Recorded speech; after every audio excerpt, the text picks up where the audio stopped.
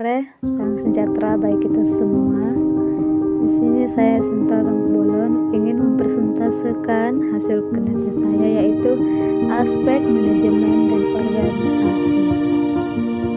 Yang pertama kita masuki yaitu organisasi. Organisasi adalah kumpulan dua orang atau lebih yang memiliki paling sedikit satu tujuan umum yang sama dan menyediakan ruang bagi mereka untuk mengaktualisasikan potensinya guna mewujudkan tujuan umum yang sama. Manajemen adalah proses untuk mengelola sumber-sumber organisasi. Ada dua pemegang kepentingan, yaitu bisa mempengaruhi organisasi baik secara langsung maupun tidak secara langsung, yaitu kekuatan dan sistem internal dan lingkungan eksternal.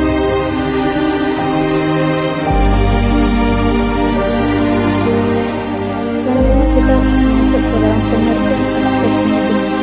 Aspek manajemen dan organisasi merupakan aspek yang cukup penting dianalisis untuk kelayakan suatu usaha, karena walaupun suatu usaha telah dinyatakan layak untuk dilaksanakan tanpa didukung dengan manajemen dan organisasi yang baik, bukan tidak mungkin akan mengalami kendala baik menyangkut masalah SDM maupun menyangkut rencana perusahaan secara keseluruhan haruslah disusun sesuai dengan tujuan perusahaan. Tujuan perusahaan akan lebih mudah tercapai jika memenuhi kaidah-kaidah atau tahapan dalam proses manajemen. Proses manajemen atau kaidah itu tergambar dari masing-masing fungsi yang ada dalam manajemen. Selanjutnya kita masuk dalam fungsi-fungsi manajemen, yaitu yang pertama ada perencanaan. Perencanaan ialah proses menentukan arah yang akan ditempuh dan kegiatan-kegiatan yang diperlukan untuk mencapai tujuan yang telah ditetapkan. Yang kedua, pengorganisasian. Pengorganisasian adalah proses pengelompokan kegiatan-kegiatan atau pekerjaan-pekerjaan dalam unit-unit. Yang ketiga, pelaksanaan. Pelaksanaan ialah proses untuk menjalankan kegiatan atau pekerjaan dalam organisasi. Yang keempat, pengawasan. Pengawasan ialah proses untuk mengukur dan menilai pelaksanaan tugas apakah telah sesuai dengan rencana yang telah dibuat oleh suatu perusahaan tersebut. Selanjutnya, manajemen pembangunan proyek. Manajemen pembangunan proyek terbagi menjadi tiga, yaitu yang pertama perencanaan proyek. Dalam melaksanakan perencanaan proyek perlu dianalisis rencana kerja yang meliputi jenis pekerjaannya, penyelesaiannya kapan, tenaga pelaksanaannya bagaimana, perlakuannya apa, dan juga anggarannya. Yang kedua, penjadwalan proyek. Penjadwalan proyek adalah menentukan aktivitas proyek dalam kurun waktu tertentu, di mana mereka harus dimunculkan. Pendekatan penjadwalan yang kedua adalah bagan. Bagan ini menunjukkan hubungan antara aktivitas proyek dan batas waktu.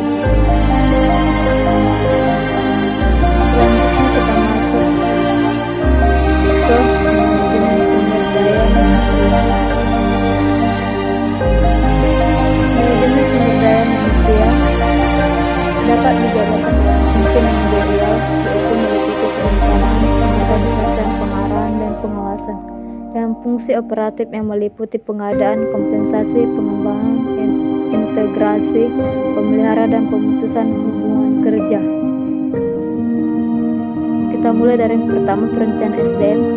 Perencanaan SDM yaitu adalah suatu kegiatan yang dilakukan untuk meramalkan atau memperkirakan kebutuhan sumber daya manusia dalam suatu bisnis. Setelah struktur organisasi dibentuk, uraian jabatan serta jumlah sumber daya manusia telah direncanakan langkah-langkah selanjutnya.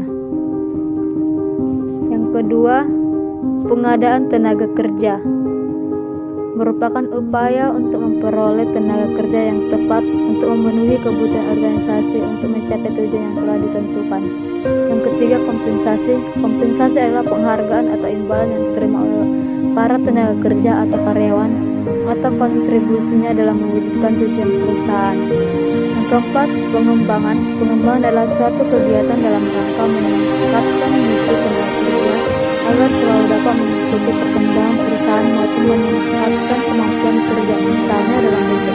penelitian dan pengembangan. Kelima, integrasi. Integrasi adalah kegiatan rutin perusahaan untuk selalu menyelesaikan program-programnya dengan kepentingan organisasi, pribadi, dan masyarakat seperti serikat pekerja. Yang keenam, pemeliharaan. Pemeliharaan adalah fungsi untuk mempertahankan dan meningkatkan tenaga kerja yang ada dan memperhatikan keselamatan dan kesehatan kerja.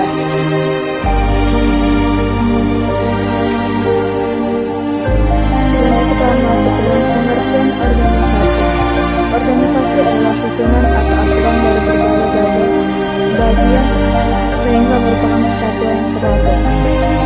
Organisasi terbagi dua, yaitu yang pertama organisasi formal. Organisasi formal adalah kumpulan dari dua orang atau lebih yang mengingatkan diri dengan suatu tujuan bersama secara sadar serta dengan hubungan kerja yang rasional. Contohnya itu perseroan terbatas, sekolah, negara, dan lain sebagainya. Yang kedua, organisasi informal. Organisasi informal adalah kumpulan dari dua orang atau lebih yang terlibat pada suatu aktivitas serta tujuan bersama yang tidak disadari. Contohnya itu arisan ibu-ibu sekampung, belajar bersama, camping ke gunung dengan teman-teman lain, dan lain-lainnya. Dimensi dasar struktur organisasi.